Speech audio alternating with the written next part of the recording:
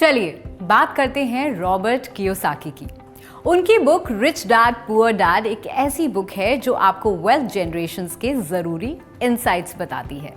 Robert Kiyosaki book में दो fathers की बात करते हैं, एक उनके अपने फादर यानी कि पुअर डैड और दूसरे उनके फ्रेंड माइक के फादर यानी कि रिच डैड।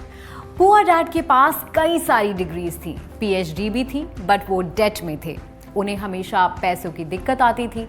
पर rich dad high school drop out थे, पर वो शहर के काफी अमीर बिजनेसमैन थे। दोनों के माइंडसेट्स भी बहुत अलग थे। पुअर डैड कहते थे कि पैसों का प्यार सारे बुरे कामों की जड़ है, पर रिच डैड कहते थे कि पैसे ना होना सारे बुरे कामों की जड़ है। पुअर डैड का मानना था कि हमको पढ़ाई करके अच्छी जॉब ढूंढनी चाहिए। रिच डैड कहते थे कि पढ़ाई इसलिए करनी चाहिए ताकि आप फ्यूचर में बिजनेस स्टडी करके उसमें इन्वेस्ट कर सको, ताकि आप फाइनेंशियली लिटरेट बनो। पुअर डैड जॉब करने पे फोकस करते थे और रिच डैड जॉब जनरेट करने पे फोकस करते थे। पुअर डैड बोलते थे कि वो कभी अमीर नहीं बन सकते हैं, पर रिच डैड बोलते थे कि वो अमीर हैं तब भी जब उनकी फाइनेंशियल कंडीशन इतनी खास नहीं थी।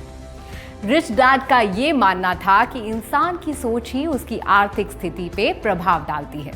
जब भी पुअर डैड कोई महंगी चीज खरीदने जाते थे, वो ये बोलते थे कि मैं ये अफोर्ड नहीं कर सकता, जबकि रिच डैड ये सोचते थे कि मैं ये कैसे अफोर्ड कर सकता हूँ। अमीर बनने के लिए आपको अपना दिमाग चलाना पड़ेगा, जितना आपका दिमाग चलेगा उतना ही तेज होता जाएगा।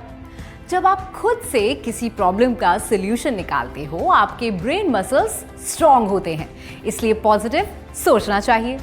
ये चीजें सुन के रॉबर्ट उलझ चुके थे, क्योंकि उस टाइम पे रिच डैड अमीर नहीं थे, बस उनकी सोच काफी अलग थी पुअर डैड से। बात ये नहीं है कि कौन कितना पैसा कमाता है, जरूरी ये है कि कौन कितना पैसा सेव करता है और कैसे। अगर हम ज्यादा पैसा कमाते हैं पर हमारा एक्सपेंडिचर भी बढ़ता जाता है, तो फिर सेविंग्स कम हो जाती हैं। इसीलिए रिच डैड ये सजेस्ट करते हैं कि अगर आप एक सैलरीड इंडिविजुअल हैं, जैसे जैसे आपकी इनकम बढ़ती है वैसे ही आपको सेविंग्स भी बढ़ाना चाहिए। इससे आपकी सेविंग्स आपका एसेट बन जाती हैं, जो कि आपके लिए काम कर रही होती हैं। इस तरह से आप दुनिया की एंडलेस रैट रेस से बच सकते हैं। रिच डैड ये बोलते हैं कि अमीर लोग पैसों के लिए काम नहीं करते, बल्कि पैसे उनके लिए काम करते हैं। इसका मतलब ये है कि वो रेवेन्यू जनरेशन एसेट्स में इन्वेस्ट करते हैं। सो इस बुक से हमें ये जानने को मिलता है कि रिस्क नहीं लेना आपकी इनकम ग्रोथ को स्लो डाउन करता है। कैलकुलेटेड रिस्क से सिर्फ आप सैलरी से ही नहीं बल्कि अपने एसेट से भी कमाते हो। दूसरी बात जो हम इस बुक से सीखते हैं वो ये है कि आप कितने पैसे बचाते हैं। पैसे कमाना और पैसे बचाना दो अलग अलग एक्टिविटीज हैं, इसीलिए सेविंग्स पहले खर्चे बाद में।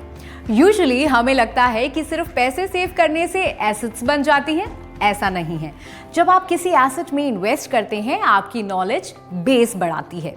चाहे आपको उसमें से प्रॉफिट हो या लॉस, आपको कॉन्स्टेंटली सीखते रहना चाहिए। इसीलिए आप अपने सबसे मोस्ट प्रॉफिटेबल एसेट बन सकते हैं।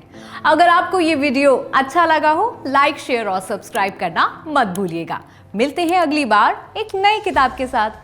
Investment in securities market are subject to market risk. Read all the related documents carefully before investing.